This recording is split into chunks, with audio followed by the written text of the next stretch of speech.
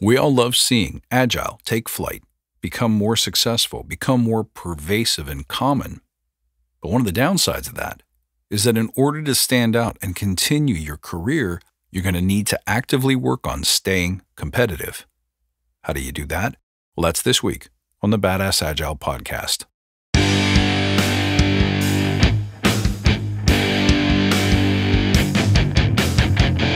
Greetings, team. Welcome to the Badass Agile podcast. I'm your host, Chris Williams.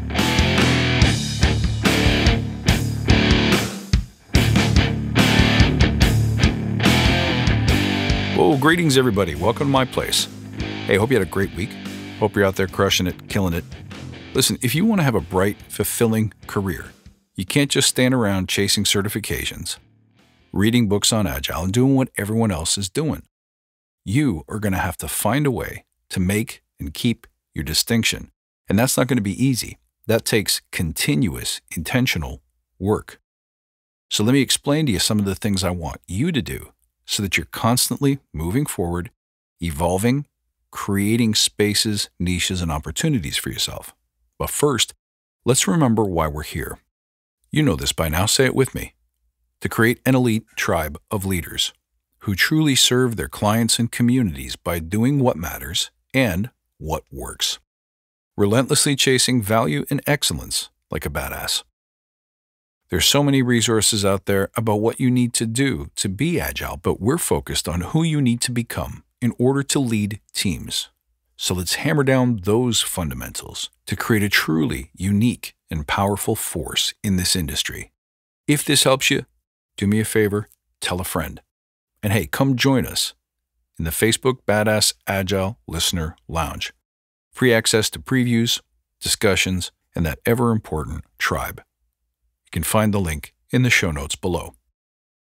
Creating your Agile career is something that you have to put intentional focus and commit time to, as I always say, consistently over time. So what do those steps look like? It's not just about getting more education, attending webinars, and passing exams.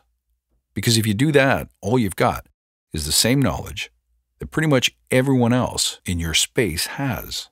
You need to figure out what you can do that makes you distinct. What is the value that only you can add?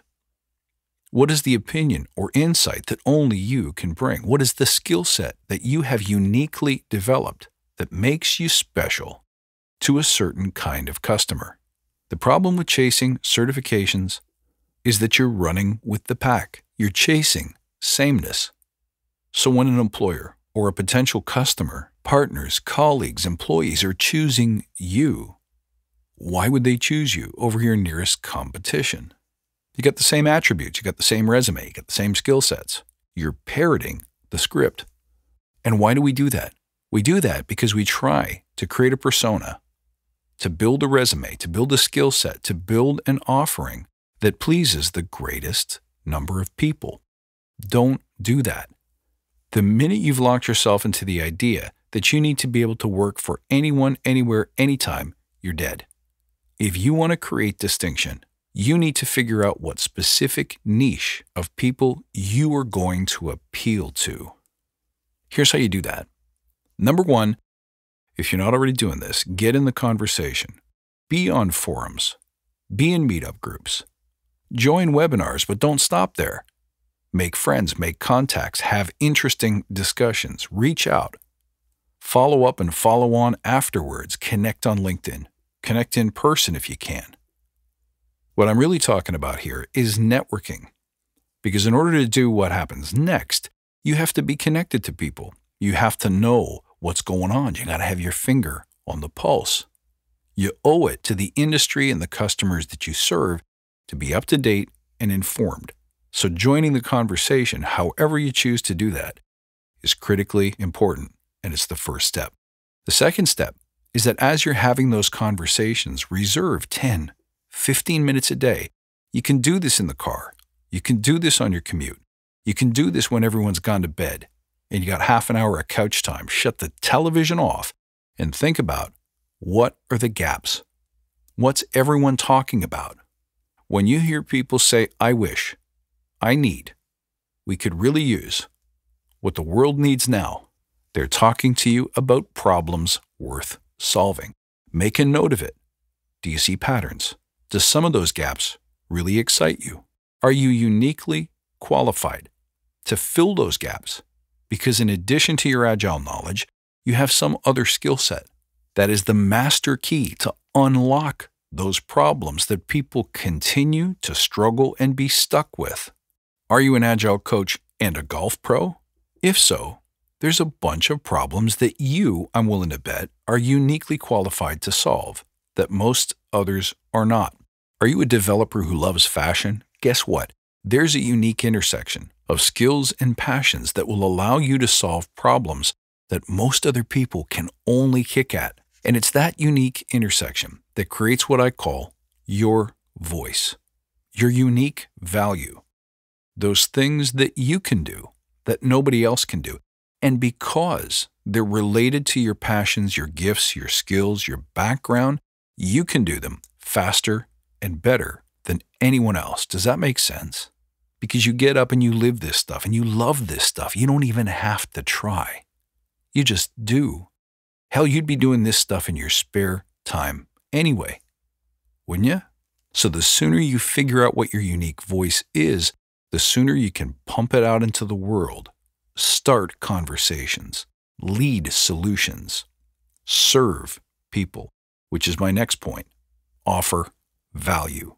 If you're just sitting around waiting for people to discover your glorious, talented, good-looking self, unfortunately, you're going to wait forever. You got to get out there. Create your own opportunities. Create your own luck. Find people who are struggling with the problems that you would love to solve. Reach out, offer them some value. Don't know what that value might be? Try something, and then get some feedback. Let's say you offer them a free or cost-effective half-day workshop, and then nothing happens.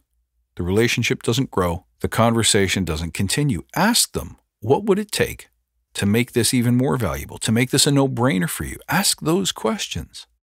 Good people will be willing to help you along in your career. But friends, it's never as simple as just going and trying an experiment, letting it fail, getting feedback, and trying again.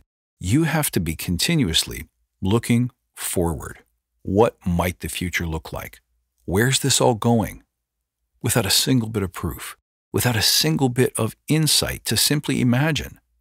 What's Agile going to look like in 5 years, 10 years? What are people going to need? Where's the world going? Where's business going? How is this going to change and morph? Because one thing we know for sure, especially those of us in the technical industry, is that nothing stays the same for long. Every empire falls. Remember that. So for now, if Agile is the prevailing force in project and product delivery, it won't be forever. Human beings are designed to strive, to build, to improve, and to make better. And it won't be long before someone figures out how to improve this, how to replace this, how to shift and flow to meet the changing times more effectively, more quickly. So don't stay still.